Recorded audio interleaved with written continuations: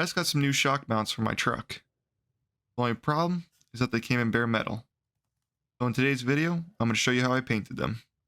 Now the first step is going to be to scuff up the surface of the bracket. Depending on what paint you're using, they might have different grits they want you to use. For the paint can that I'm using, they recommend 180 to 240 grit. So I grabbed a piece of 220 and just scuffed the surface. So what this is doing is it's scuffing up the metal so that when you put on that first coat of primer, it's going to have something to bite into. It's going to bite into those 220 scratches. Now after the piece is all scuffed up, you're going to need to clean it off. So I used some acetone on a rag, and I just went over the whole bracket and just wiped it down. This is a super important step when you're painting. You always want to have the piece as clean as possible. You don't want any of the metal particles or dust particles being on the piece, because that will affect your adhesion when you go to paint. Here are some of the paints that I'm going to be using today. The only one that I didn't end up using is the clear coat. It's important to note that I'm going to be doing 1 coat of self-etching primer to bite into the metal, 2 coats of sandable primer, and then 2 coats of base. So now before we start painting, it's important to read the back of the can and see what they recommend and how to get the best adhesion possible. This one recommends me shaking the can for 2 minutes to get it fully mixed.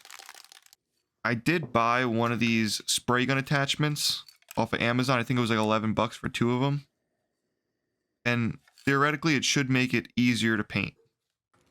As you can see here, this is going to be my first coat of self-etching primer. When you're dealing with bare metal, it's important to use an etching primer that bites into the metal. If you use a normal primer, you may not get the best adhesion. That happened. I did get some drops in the paint. What ended up happening is that attachment wasn't centered with the can, and the can was spraying the side of the attachment, and it caused me to get some drops, which sucks. No big deal though, it's not the end of the world. The proper way to fix this is to let those drops fully dry and then sand them down. Once you have them sanded down, you can go and do a light coat over the whole piece with that self-etching primer once again. As you can see, I didn't take my own advice, and I just painted over them. This isn't necessarily a show piece, this is going underneath my truck, so I wasn't too worried about it, but if you do have drops of paint that you want to get rid of, that's how you would do it. Now this is a sandable primer. The reason that you would use a sandable primer is to get rid of orange peel. That's going to be one of your biggest enemies when you're using a spray can. As you can see, that droplet ended up popping and leaving a little crater in the piece. It's pretty ugly. But once again, it's not the end of the world for me. The other droplet is barely visible, but once again, this is with just primer. When you spray it black and then clear it, you're going to be able to see these imperfections. So in an effort to fix that, I ended up sanding the primer just a little bit in that spot in an attempt to hide these droplets, obviously. Again, this isn't the proper way to fix it. I should have I should have had more patience and sanded the self-etching primer when it first happened, but it is what it is.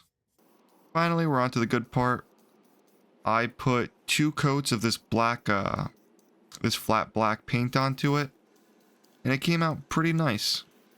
This is going to give this bracket good rust protection, especially where I live, where they salt the roads. That's really important.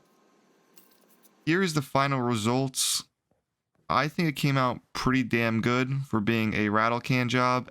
There is a fair amount of orange peel in it, but once again, I don't really care about that. It's not going to be something that people see. This is just for protection, and the paint has a good bite into this, and it should last for multiple years.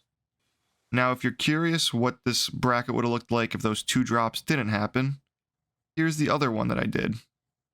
It came out much nicer, looks really clean, the back looks great. So, all around, I'm happy with the results on both the brackets. The one's not perfect, but it is what it is. This is how I go about painting my small automotive parts. If you guys have any tips and tricks, leave them in the comments below. Take care, guys.